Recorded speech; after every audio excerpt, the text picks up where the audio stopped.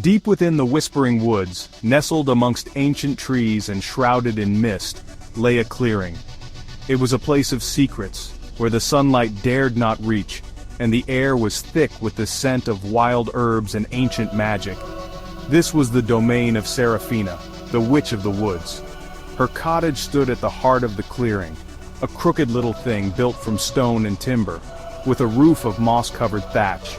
Smoke curled lazily from its chimney, a wisp of gray against the vibrant greens and browns of the forest. Seraphina was as much a part of the woods as the trees themselves. She knew the secrets whispered by the wind through the leaves, the language of the rustling undergrowth, and the ancient tales hummed by the babbling brook that wound its way through the trees. Her eyes, the color of rich dark chocolate, held the wisdom of centuries, reflecting the changing seasons and the passing of time.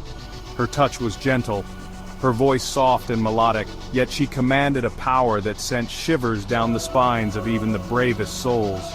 The villagers from the nearby hamlet spoke of her in hushed whispers, a mixture of fear and reverence lacing their words. They called her a sorceress, a conjurer of dark forces, but they also sought her help in times of need. For Seraphina, despite the air of mystery that clung to her like the forest mist, was not malevolent. She used her powers to heal the sick, to ward off evil, and to maintain the delicate balance of nature. Her magic was a subtle thing, woven from the threads of nature itself. She spoke to animals and plants alike, understanding their needs and desires. The forest was her sanctuary, her source of power, and she guarded it with a fierce protectiveness that brooked no interference. The witch's cottage was a treasure trove of curious objects. Dried herbs hung from the rafters, their pungent aromas filling the air. Glowing crystals sat on shelves, casting dancing shadows on the walls. Strange symbols, etched into the stone floor, pulsed with an unseen energy. This was a place where the mundane met the magical, where the laws of nature seemed to bend and sway at Seraphina's will. One cool evening, as the sun began its descent, casting long shadows across the clearing, Seraphina moved with a grace that belied her age. She was preparing a potion, her slender fingers moving with practiced ease as she crushed herbs and whispered incantations under her breath. The air crackled with energy, the scent of lavender and rosemary filling the small cottage.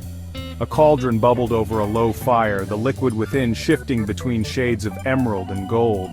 Her magic was not a thing of spectacle and grand displays.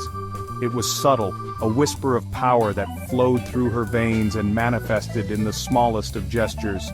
A touch could mend a broken bone, a word could calm a raging storm.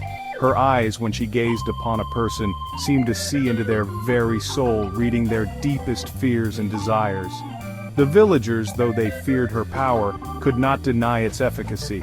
They came to her with ailments that baffled their own healers, with pleas for protection against the unknown, and with offerings of gratitude when their prayers were answered. Seraphina treated them all with the same quiet compassion, her magic a balm for their troubles. But Seraphina guarded her own secrets closely. Her past was a mystery, shrouded in whispers and shadowed by a hint of sorrow in her eyes. She spoke little of her life before the Whispering Woods, of the events that had led her to seek solace in its embrace.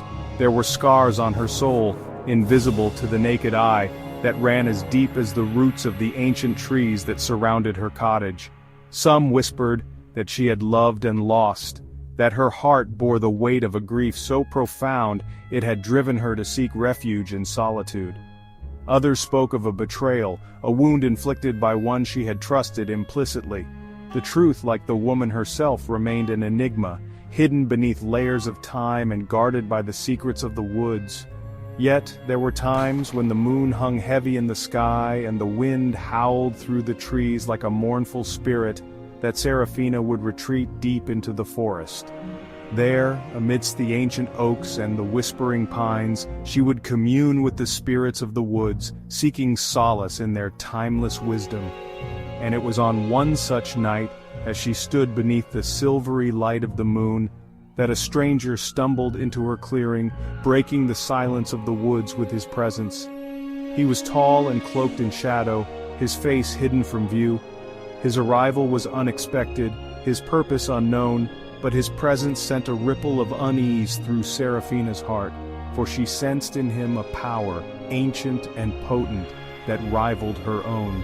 And in his eyes, she saw a reflection of the darkness that she had long sought to keep at bay.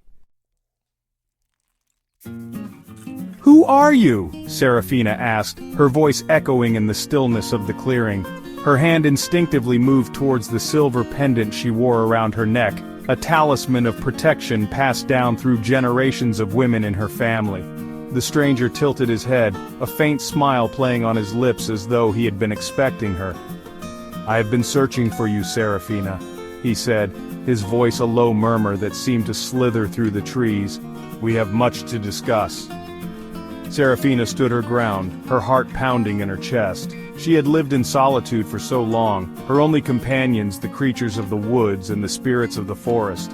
Who was this stranger and what did he want from her? His arrival threatened to shatter the peace she had so carefully cultivated, awakening memories she had long sought to bury. As the stranger took a step closer, the shadows around him seemed to deepen, and the air crackled with an unseen energy.